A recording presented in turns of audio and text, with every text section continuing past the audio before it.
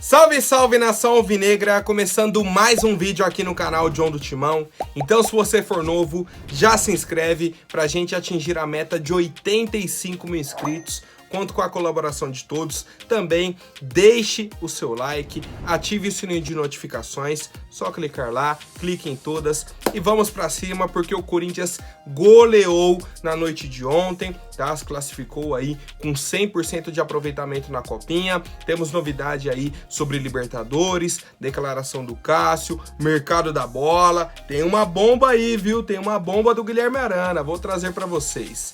Editor, pode rodar a vinheta. Salve o Corinthians!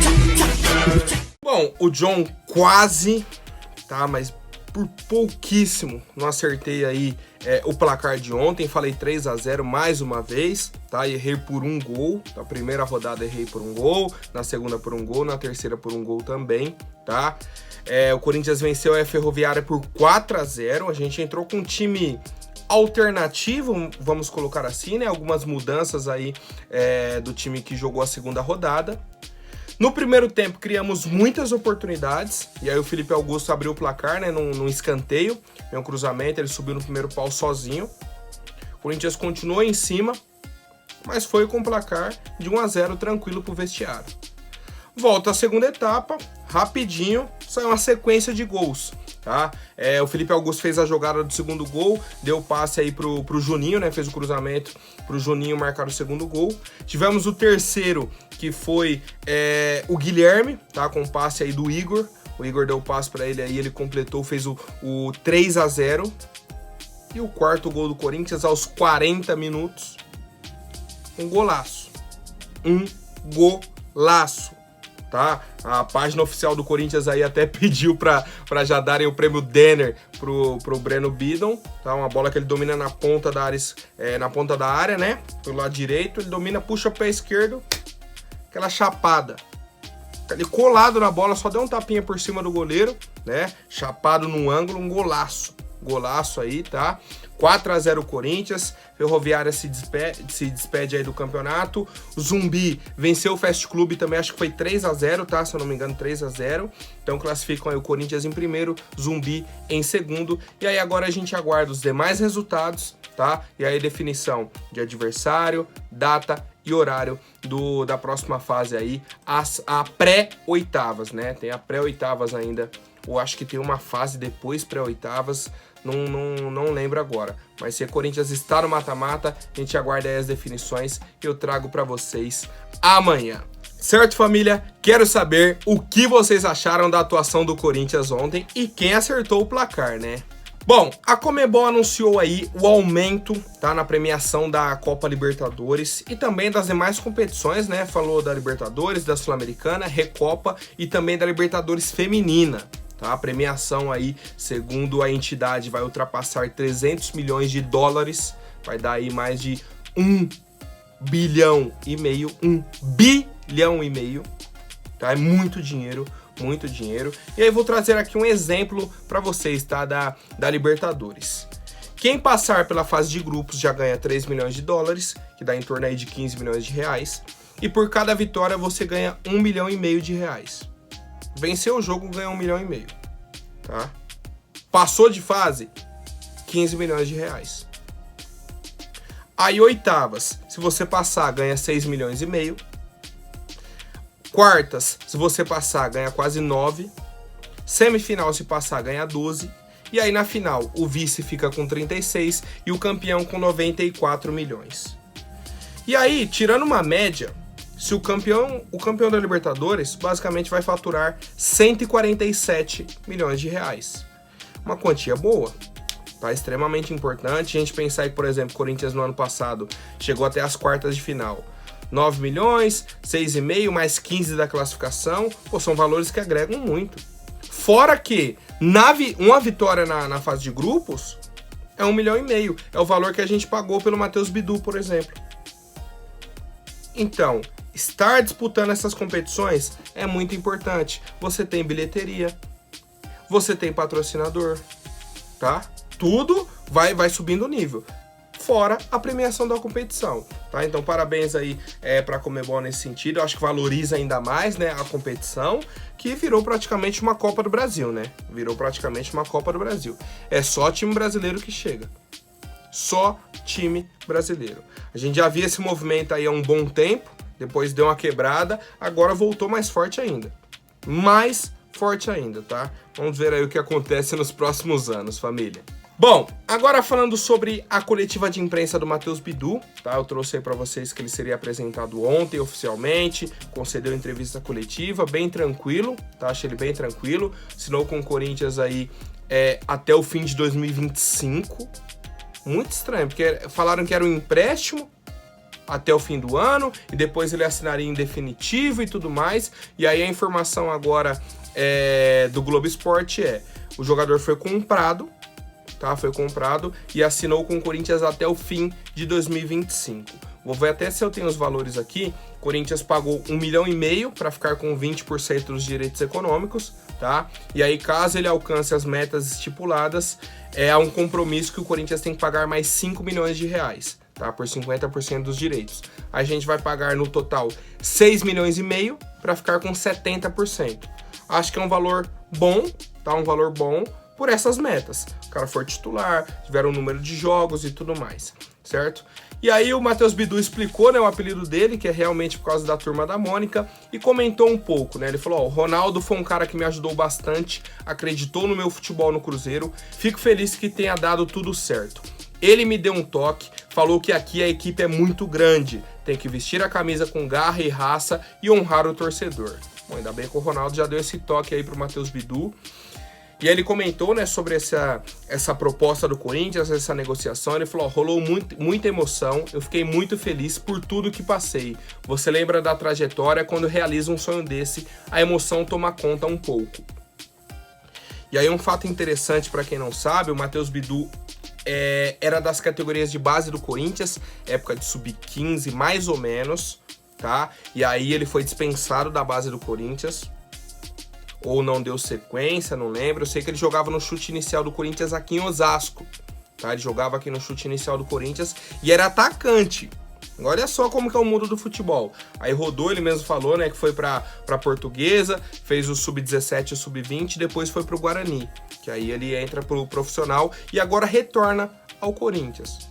Então um cara que era atacante aqui na nossa base, não teve sequência, foi para os clubes aí do interior, né? Jogou aí, foi revelado pelo Guarani e aí retorna ao Corinthians como lateral esquerdo. Desejo toda a sorte do mundo ao Matheus Bidu. Quero saber a opinião de vocês, família.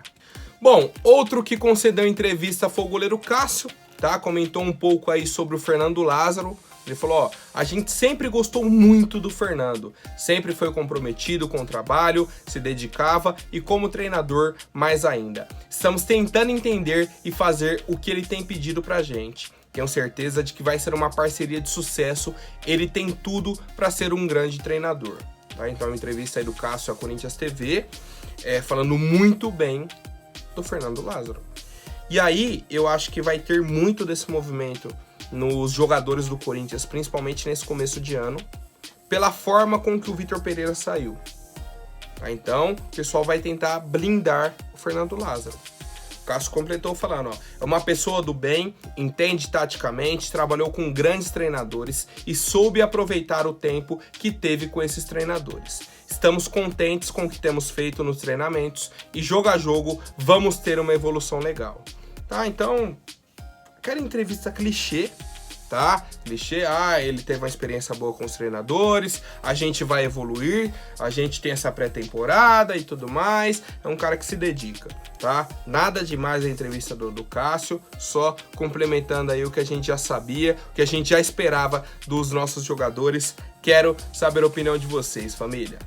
Bom, agora vamos falar aí de Guilherme Arana, tá? Uma informação ou situação que aconteceu, né? Eu acho que mais uma situação que aconteceu. Vou pedir para o editor colocar aí na tela para vocês um story, tá? Uma foto aí que o Guilherme Arana postou no Instagram dele, uma foto dele no carro normal e uma bombinha.